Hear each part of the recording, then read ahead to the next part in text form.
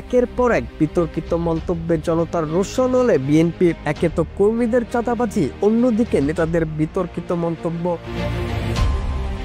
ধানমন্ডির ৩২ নম্বরে স্বৈরশাসক শেখ মুজিবের বাড়ি ভাঙার ঘটনাকে এবার বীভৎস মববাজি বলে অভিহিত করেছেন বিএনপির কেন্দ্রীয় সহ আন্তর্জাতিক বিষয়ক সম্পাদক ও সাবেক সংসদ সদস্য রুমিন ফারহানা। রোববার যমুনা টেলিভিশনের রাজনীতি অনুষ্ঠানে তিনি বলেন, ২৪ ৪৮ ঘন্টা ধরে ধানমন্ডির ৩২ নম্বর ভাঙা হয়েছে। এটি ছিল এক ধরনের বীভৎস মববাজি। ভাঙচুরের সময় হিন্দি গান বাজানো হয়েছে, নাচানাচি হয়েছে, এর সবই ছিল অগ্রহণযোগ্য।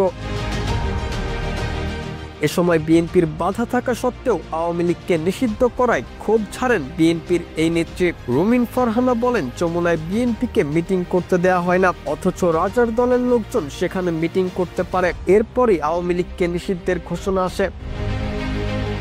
উল্লেখ্য, আওয়ামী লীগ নিষিদ্ধের প্রসঙ্গে শুরু থেকেই বিরোধিতা করে আসছিল বিএনপি। বিভিন্ন গণমাধ্যমের তথ্য অনুযায়ী আওয়ামী লীগ নিষিদ্ধের পর আওয়ামী লীগের প্রায় সকল নেতাকর্মী বিএনপিতে যোগ দিয়েছেন।